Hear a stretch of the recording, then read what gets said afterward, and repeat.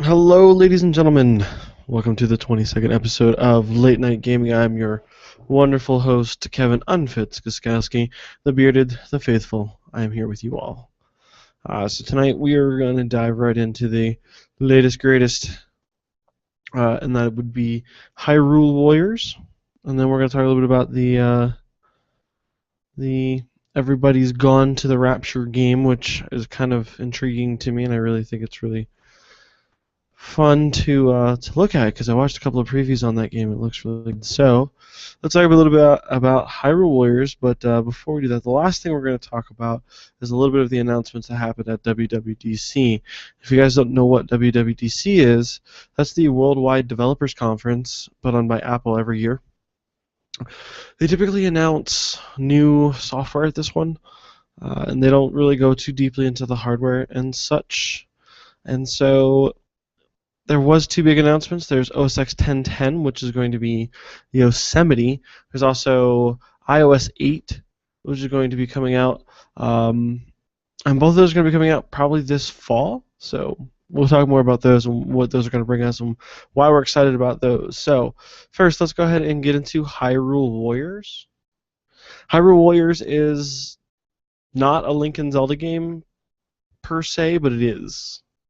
It's based on the characters and on the realms and on the ideas and lore of the Zelda franchise, the Link franchise, but it's a different type of combat system. Now think Dynasty Warriors, that really hacky slashy, diving and dashing through a lot of different characters or mobs to kind of push your way towards the end there.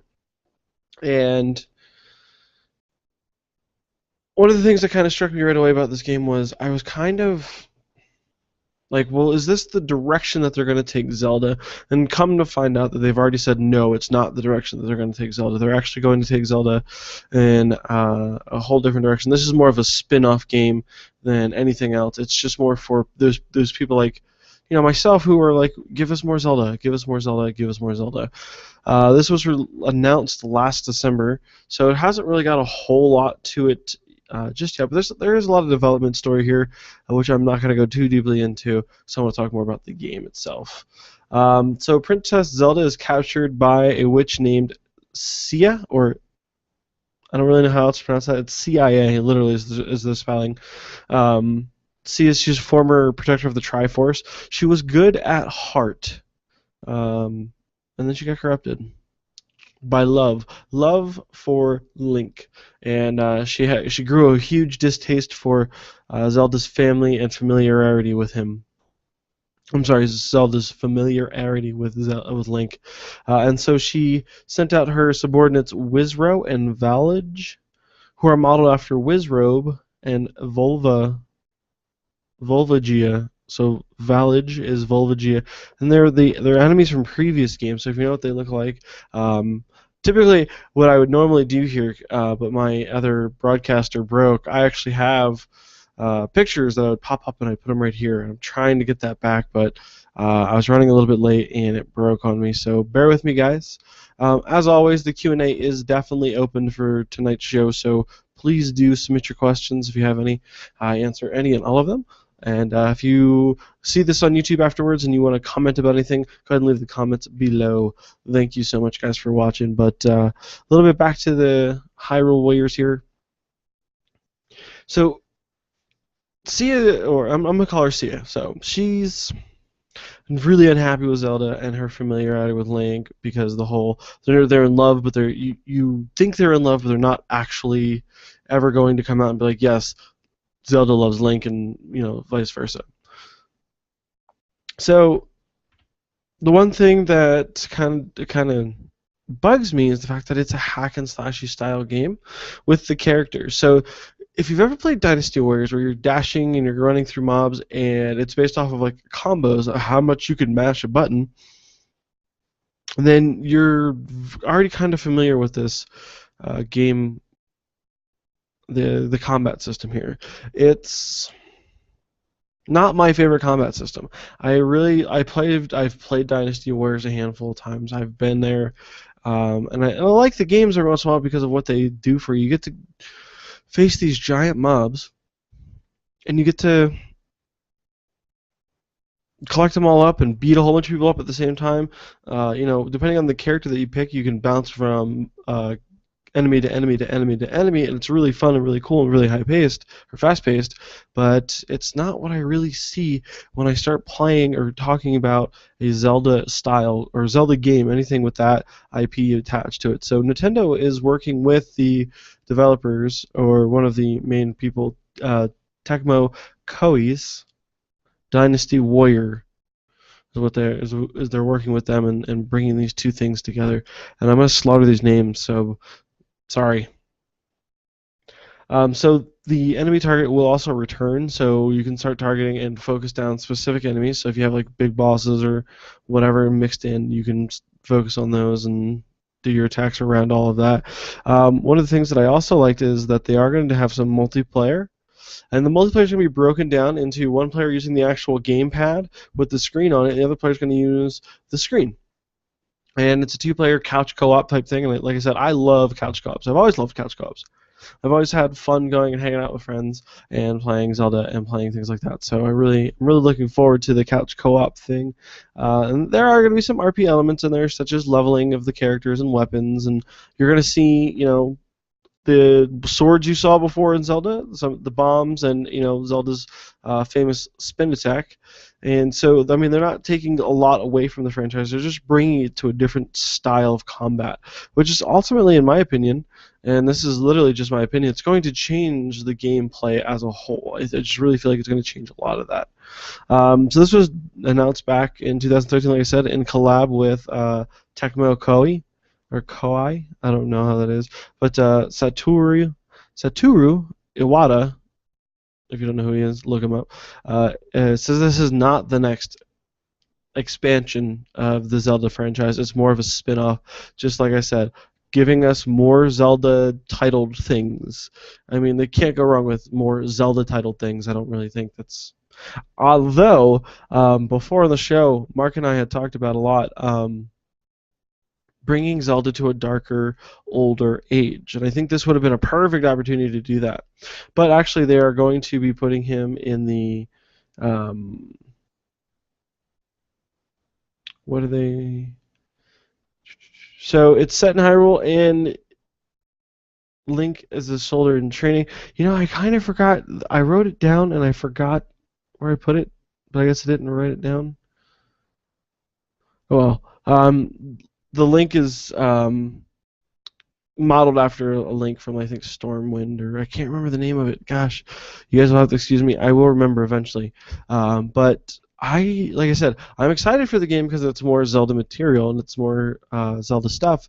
And I'm kind of curious to see how they're going to play it out with the combat system that they've chosen for this. Like I said, I've never really enjoyed that style of lots and lots of mobs all at once on top of you and you're trying to fight your way out of it.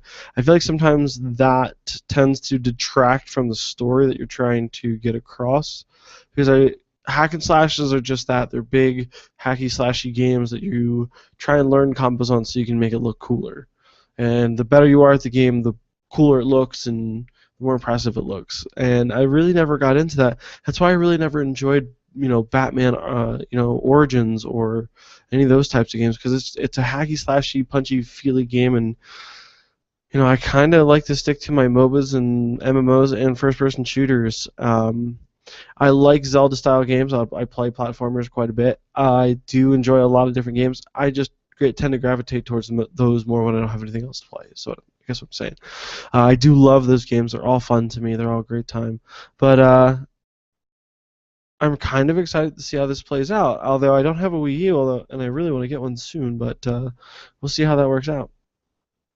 So what I wanted to talk about was everybody's gone to the Rapture, only because I'm intrigued by this. It's been a while since I've seen a game that was such alluded to being on such rails. Now, this game has very little information to it, and there's not really a whole lot to talk about, but I wanted to bring it up because I watched a couple of the trailers, and they're extremely intriguing.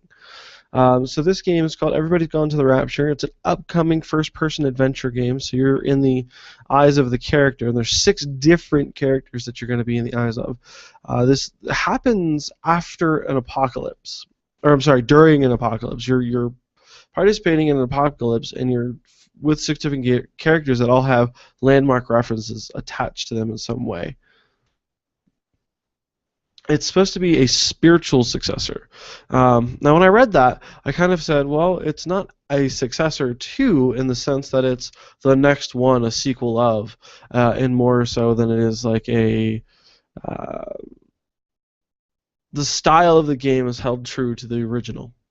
And so when I read that, I was like, okay, well, that's great. And then I saw the previews, and I was like, that makes more sense with my original thought, because the Dear Esther is the successor, or its predecessor, and it's got this very, very story-driven, your choices kind of alter the ending or some of the scenes you might see depending on what character you're playing at the time. And I think it's a really cool concept, and I really am digging the whole idea behind it, and I really like that whole idea because story's always been something that's always enthralled me. And one of the things that I've actually found myself doing is, if you guys haven't noticed or haven't known, I started playing WildStar early access, or Head Start as they're calling it this weekend. Just is ending tonight at midnight. Actual launch is today, so if you haven't pre-ordered, you missed out on the housing and all that other fun stuff, and I'm bad on you. Thanks to be you. Anyway, I literally thought that it was... I was just going to blow through the quest, get to the end game as quickly as possible, but I'm actually paying attention to the storyline in there, and I'm noticing that I really enjoy the storyline in there, and it's really captivating to me right now. So I do enjoy it. I'm really having fun with it, but I'm hoping that everybody's gone to the Rapture will bring me the same type of feeling in the storyline, and I can feel more involved and more in tune with the game. One of the other things that I'm kind of intrigued by is the voice acting in it seems, well, in Dear Esther, because there is no voice acting in the trailer of the Gone to the Rapture I've seen. But I thought it was great because I was watching it, like I was like, oh, this is going to be a good movie, and it's a game, so I'm really interested in seeing that. That being the predecessor to Gone to the Rapture, I think that there's going to be some really good ideas and really good pushes behind what's going on in the storyline. And there's also 6 different characters, so I'm really curious to see how they lay it out in a conducive manner, and not such a convoluted one. How am I going to keep all the stories straight, but yet be interested enough in each of the individual stories that I'm captivated by them all, and I'm not bored by one individual story? Because that tends to happen sometimes. When you get multiple stories, you have this one character or this one storyline, you're just like, I have no interest in this whatsoever. And so 6 different characters, it's going to be really hard to keep everybody's attention directly every time. The game was originally announced to be released on the Windows platform, but they actually have switched over to the PS4 platform, and have no announcements to bring it to the PC ever since. So I'm really curious as to why they went that design, or why they went from PC to PS4 like that. I think the argument stands. It's dedicated hardware. It's dedicated operating system. You're not trying to code for 10, 20 different video cards at the time. Just as many processors or even more, and making sure it all works and works smoothly. So I can see why a lot of people are trying to, especially with a game that's on Rails like that, where you probably code in a controller and you don't need very much in the way of action buttons. So I can see why. Gameplay is, like I said, going to be very, very story-driven, so it's going to be very rail-driven. You're not going to have a lot of free world roaming, it's by the sounds of it, but I'm not 100% sure. Depending on the character you're playing is also depending on the influence of the entire world. So I'm really I'm really curious on how all 6 of these stories are going to be driven during one game without being convoluted. So if you guys have any ideas, or you guys have any more information on these games, please feel free to leave in the comments below. And so I'm going to move on to the WWDC releases today. One of the big ones, the biggest one, I think. Well, I wouldn't say the biggest one. I would say my favorite ones were iOS 8 and Yosemite. And I think that they released them both, and they're going to release them both relatively at the same time because of what they're going to be able to do.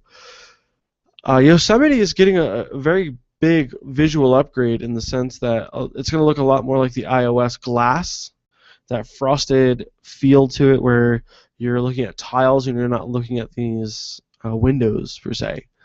And so I think one of the big things is they're going to start pulling more ideas from iOS and integrating iOS so much more into OS X where you can't tell where one ends and begins. And you can really see that in the collaboration between the two operating systems. So they were announced, and I don't remember the exact name of it, but they announced a function where I can actually, if I'm working on something on my laptop, and I'm just doing this right now, and I can see how this is going to benefit me greatly. I'm working on something on my laptop, aka my show notes, and I want to go ahead and just pick it right up on my iPad. Well, on the iPad, on the corner of the screen, you're going to see this little icon for Pages, and all I have to do is swipe up, and there's what I was working on right in Pages. And I think that's really great. I can do it on the iPad, I can do it on the MacBook, I can go on my iPhone and do the exact same thing and have the show notes there. I can also, as I'm going back and forth, it auto saves everything because it's all attached via the cloud. And it also depends on the proximity too. As long as Bluetooth is on and everything, all of those are going to start noticing how close they are to each other, and they'll start to do other things. Now, that being said, there's also AirDrop is going to be able to go from iOS to OS X. It's another huge thing, and I knew it was going to be in this next release. When they announced that iOS was getting AirDrop, it was only a matter of a release or two before OS X was able to AirDrop to iOS. To me, that's huge because, again, I either have files on here that are going to be on here, there are going to be files on here that I want to put on here. You know, especially when doing the show, if I'm going to be out and about and I have a file that I just transferred onto, from my recorder onto my laptop, I want to be able to put that onto my iPad and quickly edit that because I'll be honest with you, with a little bit of editing that I do in the podcasting, now that I do it all live, it's going to be so much easier to kind of mess around with GarageBand on here than it is, maybe on here. Although I am going to be kind of sad because I do have the classic GarageBand, which is much more conducive to podcasting. And if you have any questions about that, if you have any questions about GarageBand or podcasting as a whole, I mean, I'm not out here to do this on my own. I love being a part of the community. If I knew more hosts out there, if I knew more people, I would definitely get them on my shows. Or I would be on their shows if they would have me. So that being said, that's some of the announcements. iOS 8 is going to be one of the big features that I saw and I love so far is the fact that they're going to have a Android users are going to be able to text me, and I can actually sync that between my MacBook now, like I do with messages. So if you have iMessage, you're kind of familiar with what I'm talking about. So if you don't have an iPhone, well, poo on you, but whatever. I'm a little bit of a fanboy for Apple. I think it's a great phone. But if you don't have an iPhone, you don't know what I'm talking about. But what they're going to do is iMessage right now. If you have an iPhone and I have an iPhone, I can send you an iMessage, and it's free. It doesn't cost anything on the network, and the network doesn't even actually see it. What I'll do with the Android messages, I'll do the exact same thing except for the free part. You're still going to have to pay for the text message per text message and everything like that. But you'll be able to sync them up directly to your MacBook or to your iPad. So if you're texting me back and forth and I want to change the conversation because I have some work to do on my iPad, I'll never miss one of those text messages, and I'll never miss a phone call because I'll be able to pick the phone call up right from my laptop or from my iPad based on the fact that my phone is just within proximity of those. So I'm just really excited to see how all that works. Like I said, I'm constantly working on my devices. I'm constantly getting text messages. And it's really funny when I get a text message from somebody, I have to pull up my iPhone, and I'm sitting right there on my iPad, and they're like, I'm doing two things at once, and I'm typing on different devices. This is going to really simplify those and really make these devices extremely even more cohesive, just bringing it so much easier for your own life. If you're an owner of Apple devices. Don't get me wrong, I still own a PC. Actually, this podcast is being produced by a PC, and it's one of my favorite things to do is to kind of mess around with all this and see how it all integrates with each other. So I'm really excited about all of that. If you have any questions or comments or anything like that, leave in the comments below, and I'll be do my best to find an answer for you. If one of you guys out there see that there is a comment below and you know the answer, please feel free to give the answer. Please, if you think it's the answer, please do preface by, hey, I think this is the answer, but if you know it's the answer and you can give a good source, like a website of some sort, I do ask that you kind of, have some integrity behind your answer. Don't just splurt out an answer because you think that's right and you read it somewhere on Mac Rumors. Because rumors are just that, they're rumors. And they have been pretty good. Mac Rumors has been pretty good at showing us what's supposed to come out, but I also look at their fair share of fails too. So with that being said, that is I'm going to keep the show short and sweet tonight. I have a lot of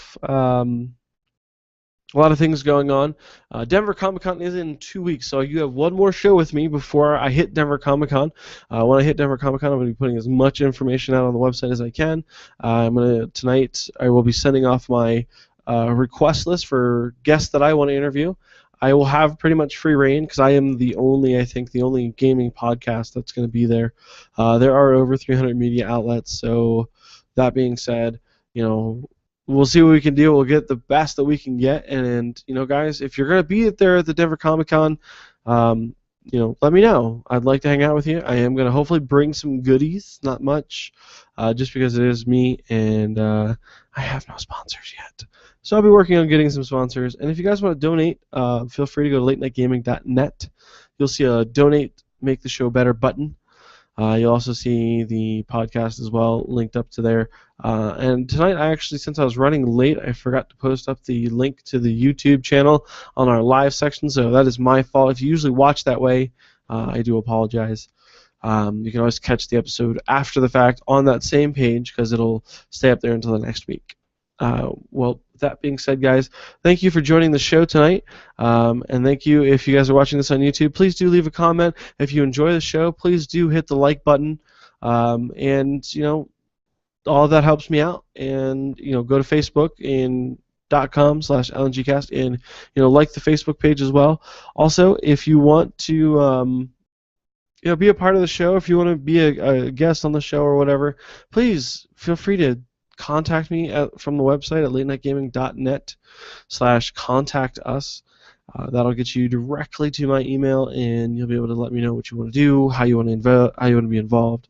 This is a community project, and I tend to keep it that way. So, let me know, and we'll go from there. Thanks, guys, and you enjoy. Have a good night. If you guys are going to be up and you guys want to check it out, latenightgaming.net. You'll also see a bunch of other links on there. Twitch.tv. I will be live streaming WildStar as much as possible over the next couple of days. Generally, after every podcast, I will go directly to live streaming on twitch.tv/unfitgames. You'll see me there. You can interact with me there. You can hang out with me there. We can quest. We can do whatever you'd like if you're in the game. Or you can just ask me questions about the game. Join me tomorrow night, same bat time, same bat channel at 10, to do the Nexus project, which is the WildStar late night gaming version of podcasting on that one, where we'll keep you up to date on everything there is to know WildStar. And on that note, guys, stay up late, pound a Red Bull, and have a good night.